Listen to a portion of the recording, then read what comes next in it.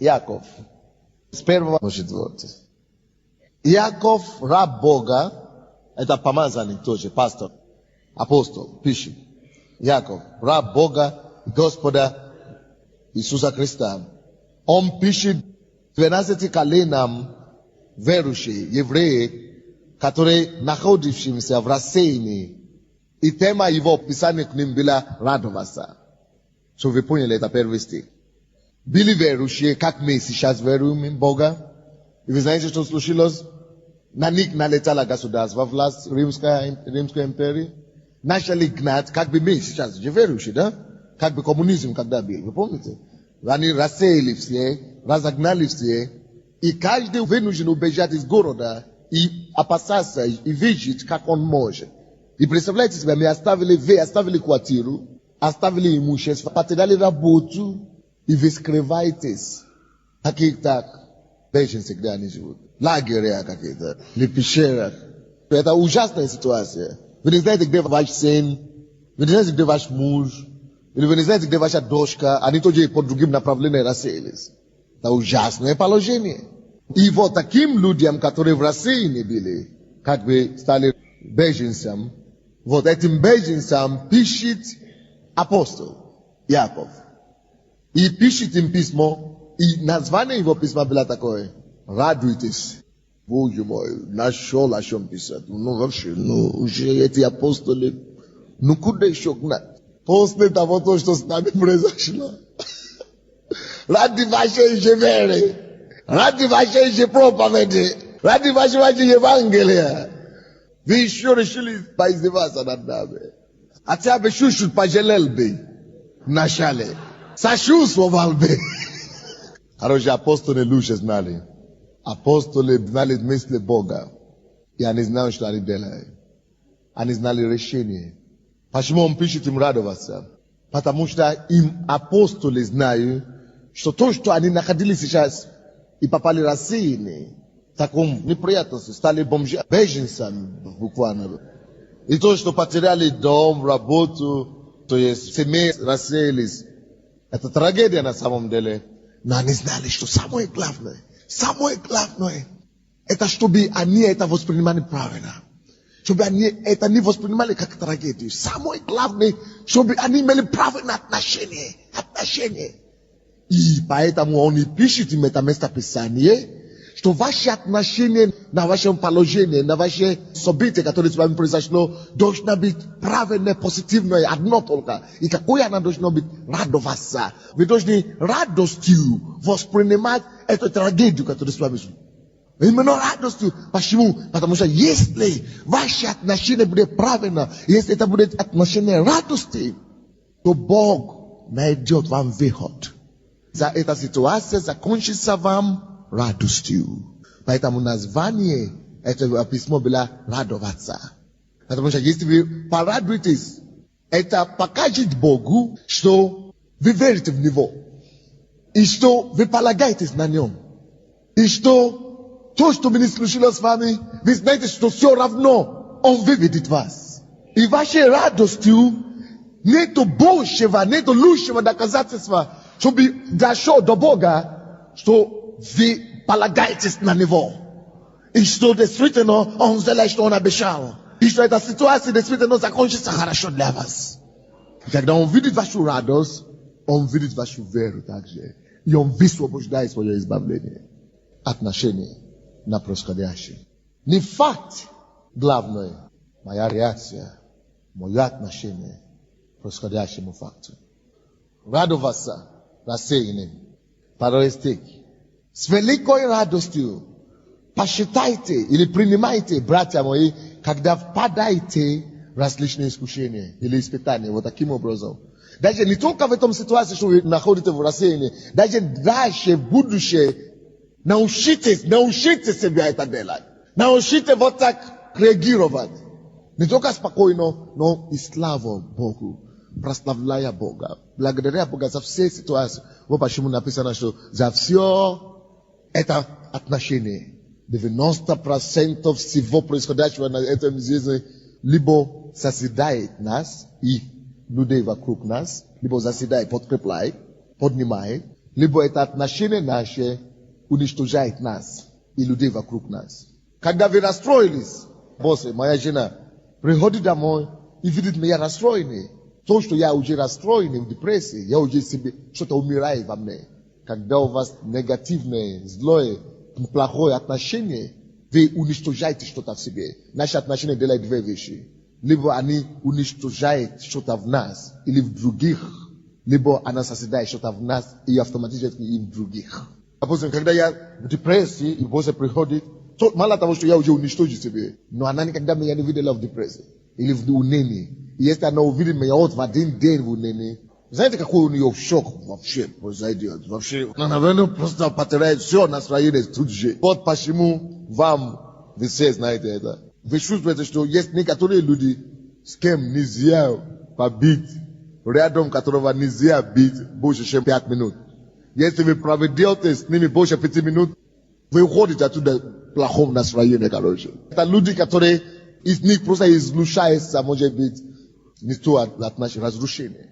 Но мы это хотим приносить не разрушение, а созидание себе и другим. Если разрушение идет от кого-то, значит, прежде всего, они уже сумели себя подавлять внутри. Они уже себя разрушают внутри. Поэтому, когда я вижу плохих людей, и они злые на меня, знаете, я не обижаюсь на них, ни в коем случае. И я никак не реагирую на их отношение ко мне, как они ко мне относятся. Вы знаете почему? Потому что я знаю, что я счастлив, поэтому я даю счастье людям.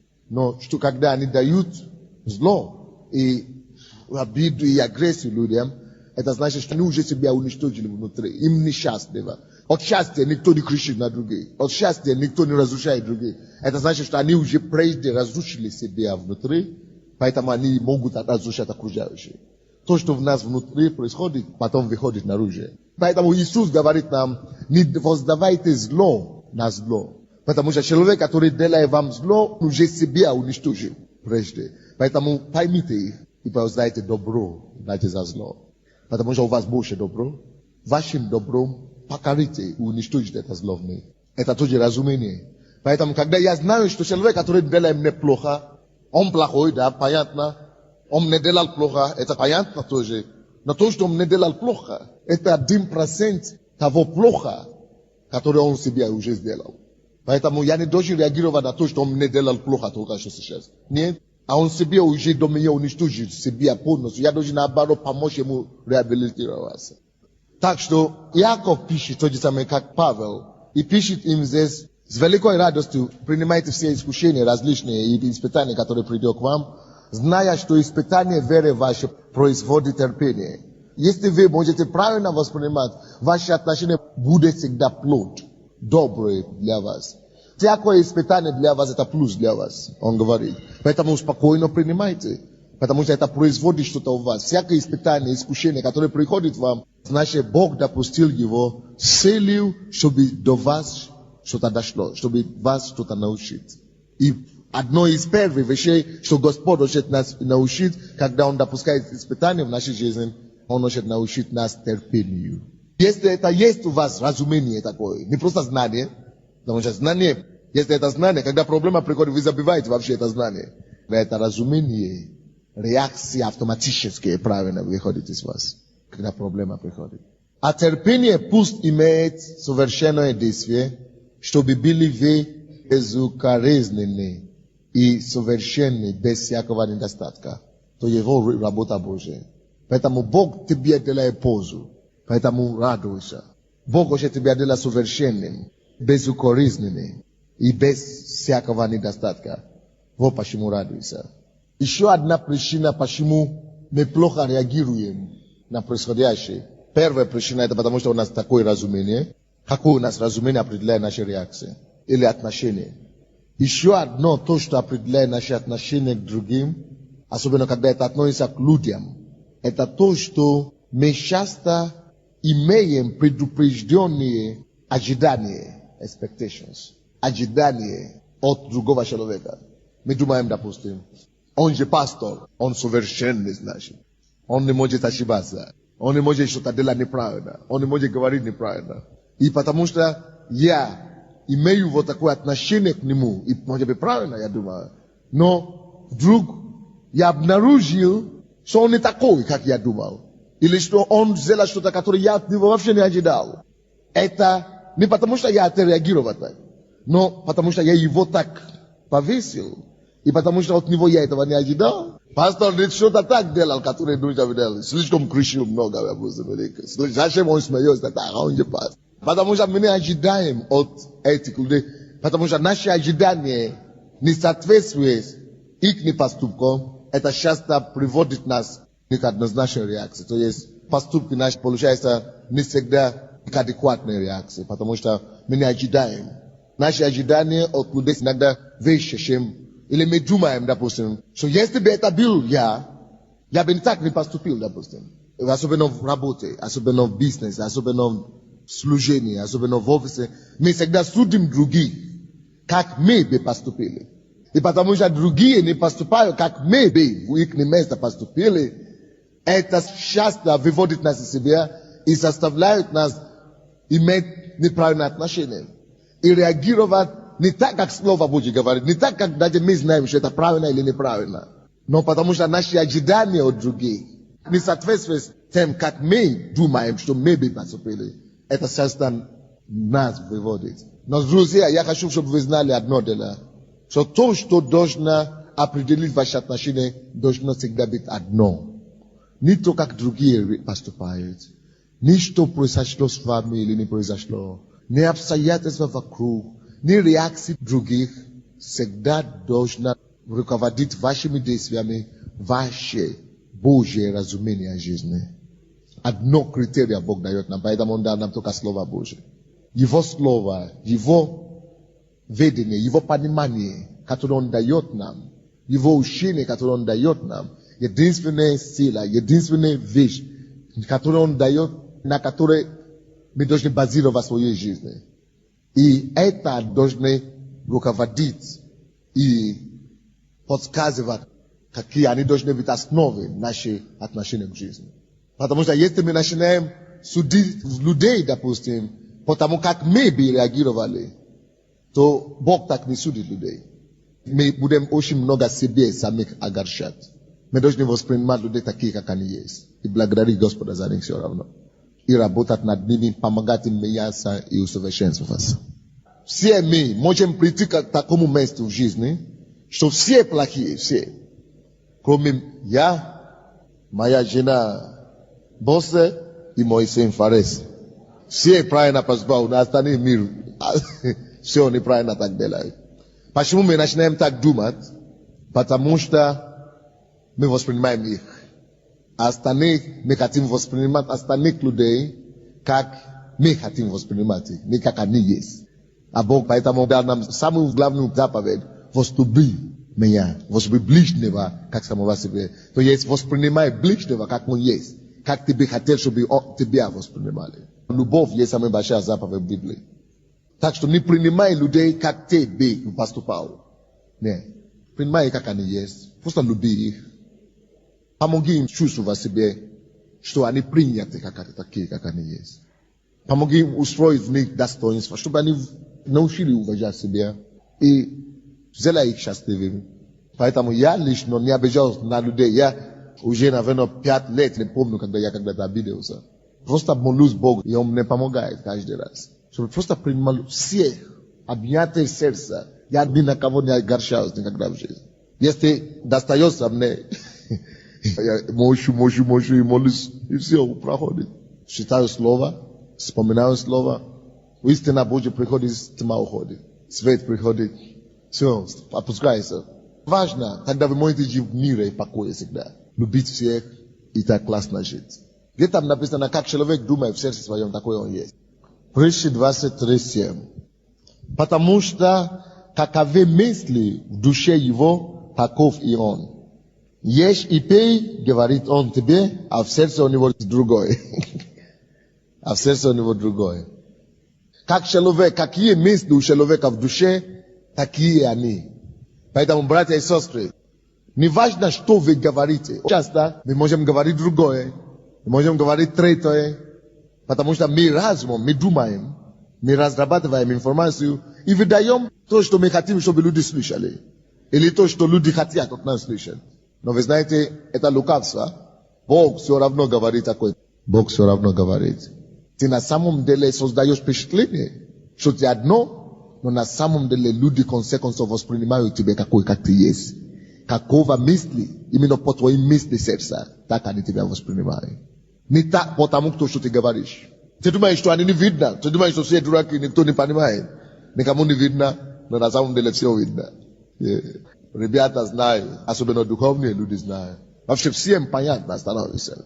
Рано или поздно, то, что в комнате тайны делается, становится явным. Поэтому ты будешь воспринят рано или поздно. Конце концов, не так, как ты говоришь, не так, как ты показываешь видом. Ты будешь воспринят людьми. Богом талант на он. И даже людьми. Вот какие мысли у тебя в сердце. Каковы мысли у него, таков он. И люди это увидят. Всем видно. Ты тебя водишь вокруг пальца. Никто с тобой не ходит туда. Так что, какие мысли у тебя в сердце, таков ты.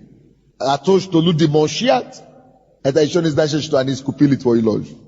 И многие, мы не знаем эту истину. Что на самом деле мы есть не то, что мы говорим. Мы есть не то, что мы показываем. Мы есть, что мы в сердце верим и думаем. Важно, чтобы вы продолжали иметь разумение Божье, как в Библии написано. Первый пункт. Как вы думаете в сердце, такой, как вы есть. Разумение. Почему Бог дает нам Библию? Чтобы у нас было правильное разумение. Чтобы мы думали правильно.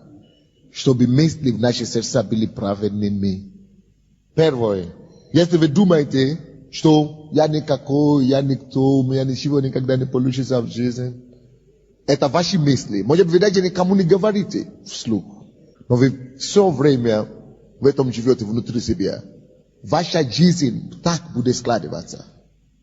Жизнь ваша будет соответствоваться тем мыслям, которые у вас внутри сердца. Поэтому есть некоторые люди из вас, которые у вас порнография постоянно мыслят. Порнография, вы держите. Вы будете однажды зависимы от порнографии, значит. Рано или поздно. Какие мысли в человеке, такой он станет, таким он станет. Если вы думаете, что вы поражены, я не нуждачны, все равно я знаю, что я упаду, значит вы так и упадете. Кто-то говорит, все равно я знаю, что я умру в 40 лет. Папа умер в 40 лет, дедушка умер в 40 лет, двое родной, папа умер, или двое родной кого? Брат умер в 40 лет, двое родной, братья умер в 40 лет. Ты думаешь так, может быть, ты и не говоришь. Каковы мысли в сердце, так твоя жизнь складывается. Мысли твоего сердца определяют твои поступки, твою жизнь. Определяет твоя жизнь, последствия твоей жизни. Второе, что вы должны запомнить. Если вы всегда или даже допускаете в вашей жизни, в ваших мыслях, что я не могу что-то делать, то у вас всегда так и будет в жизни. Много вещей не будут получаться. А другие идут, не будут получаться нормально. Но если наоборот, у вас мысли внутри себя будут такие, что у меня все всегда получится. Я знаю, что я решу этот вопрос. Любая проблема, которую у меня получится, я найду решение, я решу. У меня все получится. Библия, поэтому и Бог дано нам. Филиппийцам 4:13.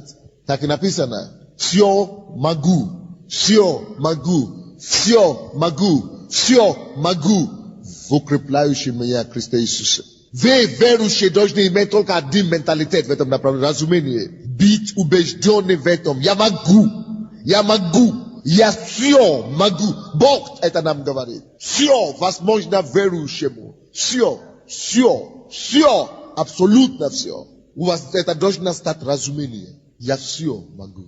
Это не просто должно быть знание где-то. Она должна быть не только слова, какие мысли у него внутри. Твоя жизнь внутри, ты так внутри себя думаешь, ты сам знаешь, внутри себя. Ты не просто говоришь, но внутри ты сам знаешь, что даже если бы открыли твое сердце, мы бы нашли это внутри, что ты всегда знаешь, что я могу решить все. Все меня пользуешься. Я знаю, что я всегда найду выходы. Тогда ты всегда будешь находить выходы в жизни. Какие мысли у тебя, такая твоя жизнь складывается. Какие мысли у человека, такая у него жизнь. Поэтому если вы говорите постоянно, что Украина такая проблема на Украине. Украина ничего не получится. Украина, я не знаю, наверное, у меня будет банкротство, наверное. И вы переживаете, у меня не будет чем кормить детей, я не знаю, у меня не будет чем кормить мужа, или муж, жену, то так и будет. Какие мысли у вас, так и происходит. Это опасный случай. Бог поэтому дал нам его слово, чтобы были предупреждены об таких вещах. Имейте правильные мысли внутри, соответствующие Слову Божьему. И тогда ваша жизнь придет в устройство. Следующее. Если вы на самом деле желаете иметь что-то, допустим, вы желаете успех, кто желает успеха здесь? Вы знаете почему? Вы все подняли руку, но не у всех у вас есть успех? Очень просто. Потому что вы все желаете. Каждый человек под небом желает быть успешным.